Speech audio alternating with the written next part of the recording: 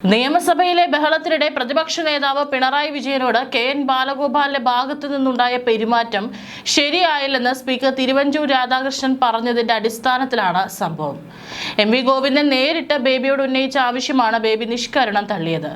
അതായത് പിണറായിയുടെ നാളുകൾക്ക് CPM രാഷ്ട്രീയത്തിൽ തിരശ്ശീല വീഴാൻ പോകുന്നു എന്ന സൂചനയാണ് കേന്ദ്ര നേതൃത്വത്തിൽ നിന്നും ലഭിക്കുന്നത്. വരാൻ പോകുന്നത് ബാലഗോപാലിന്റെ നാളുകളാണെന്ന് ചുരുക്കം. പിണറായി ഒതുക്കാൻ അവസരം കാത്തിരിക്കുകയായിരുന്നു ബേബി.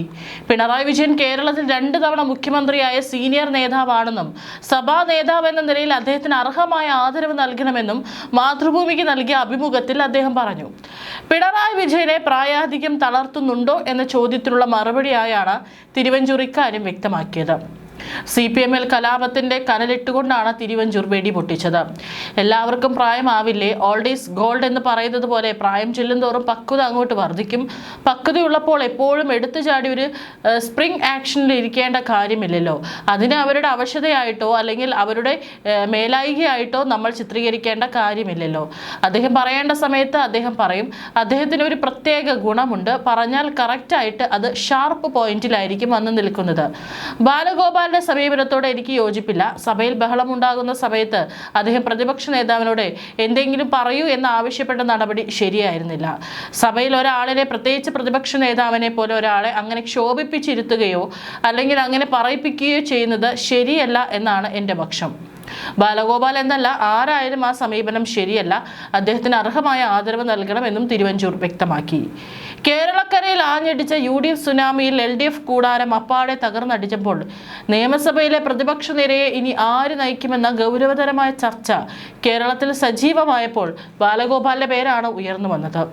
മുഖ്യമന്ത്രി പിണറായി വിജയൻ ധർമ്മടത്ത് നിന്ന് സഭയിലെത്തിയെങ്കിലും മുൻ മുഖ്യമന്ത്രിക്ക് പ്രതിപക്ഷ നേതാവിന്റെ കുപ്പായം എത്രത്തോളം ഇണങ്ങുമെന്ന കാര്യത്തിൽ CPM-ൽ തന്നെ ഭിന്നാഭിപ്രായമുണ്ടായിരുന്നു. ഈ സാഹചര്യത്തിലാണ് മുൻ ധനമന്ത്രി കെ.എൻ. ബാലഗോപാലിന്റെ പേര് സജീവമായി ഉയർന്നു കേട്ടത്. മന്ത്രിസഭയിലെ 13 പ്രമുഖർ വൻ തരംഗത്തിൽ വീണപ്പോൾ കൊട്ടാരക്കരയിലെ കടുത്ത പോരാട്ടത്തിൽ വിജയക്കൊടി പാറിക്കാൻ ബാലഗോപാലിന് സാധിച്ചു എന്നത് അദ്ദേഹത്തിന്റെ വ്യക്തിപരമായ കരുത്തായി പാർട്ടി കാണുന്നു. CPM കേന്ദ്ര കമ്മിറ്റി അംഗമെന്ന നിലയിലുള്ള രാഷ്ട്രീയ പാരമ്പര്യവും സഭയിലെ സാമ്പത്തിക ഭരണ വിഷയങ്ങൾ കൈകാര്യം ചെയ്യാനുള്ള മികവും ബാലഗോപാലിന് മുൻതൂക്കം നൽകുന്നു. രാജ്യസഭാ അംഗമായും ബാലഗോപാൽ തിളങ്ങിയിട്ടുണ്ട്. കെ ശൈലജയുടെ അപ്രതീക്ഷിത വീഴ്ച കൂടിയായതോടെ പരിചയസമ്പന്നരായ നേതാക്കളുടെ പട്ടികയിൽ ബാലഗോപാലിന്റെ പേര് ഒന്നാമതെത്തി. സെക്രട്ടേറിയറ്റ് അംഗമായ സജി ചെറിയാൻ വിജയതീരം കണ്ടിട്ടുണ്ടെങ്കിലും എല്ലാവരെയും ഒന്നിപ്പിച്ചു കൊണ്ടുപോകാനുള്ള ബാലഗോപാലിന്റെ നയതന്ത്രപരമായ സമീപനമാണ് അദ്ദേഹത്തിന് അനുകൂലമായത്.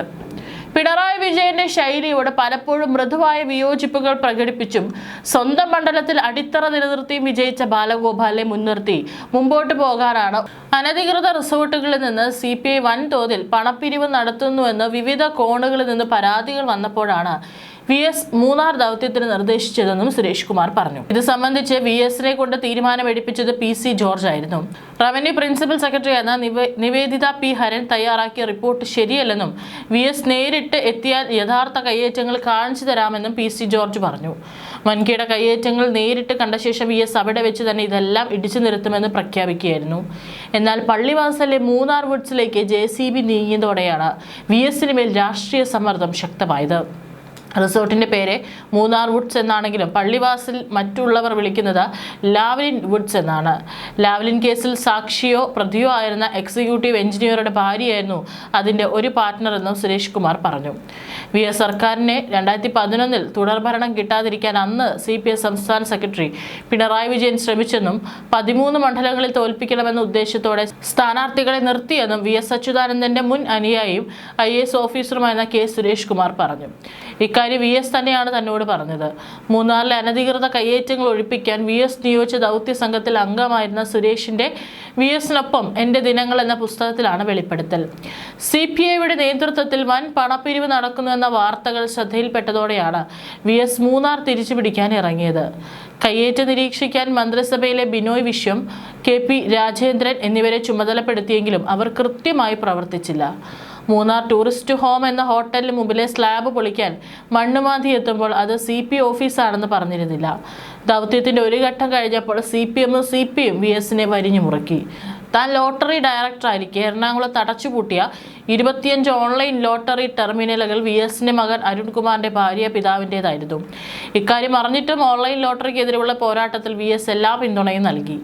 ലോട്ടറിക്കാരുടെ കോടികളുടെ വിൽപ്പന നികുതി വെട്ടിപ്പിനെതിരെ CBI അന്വേഷണം വേണമെന്ന് കേന്ദ്ര സർക്കാരിനോട് ആവശ്യപ്പെടുന്ന കാര്യത്തിൽ തന്റെ മന്ത്രിസഭയിലെ ധനകാര്യമന്ത്രി തോമസ് ഐസക് ബോധപൂർവമായ വീഴ്ച വരുത്തിയെന്ന് VS തന്നോട് പറഞ്ഞിരുന്നതായി സുരേഷ് കുമാർ പുസ്തകത്തിൽ വെളിപ്പെടുത്തുന്നു. സുരേഷ് കുമാർ ലക്ഷ്യമിടുന്നത് ബാലഗോപാലിനെയാണ്. ആ ബാലഗോപാലാണ് പിണറായിക്കെതിരെ പരസ്യമായി രംഗത്തെത്തിയത്. തന്റെ പാർട്ടി എത്തി നിൽക്കുന്ന ധർമ്മസങ്കടത്തിൽ നിന്നും രക്ഷിക്കാൻ ബാലഗോപാലിൽ നിന്നുണ്ടായ സ്വാഭാവിക പ്രതികരണമാണ് ഇതെന്ന് വിശ്വസിക്കാനാണ് ബേബിക്ക് ഇഷ്ടം. അതുകൊണ്ടാണ് പാർട്ടി തിരുവഞ്ചൂരിന് മറുപടി നൽകാത്തത്.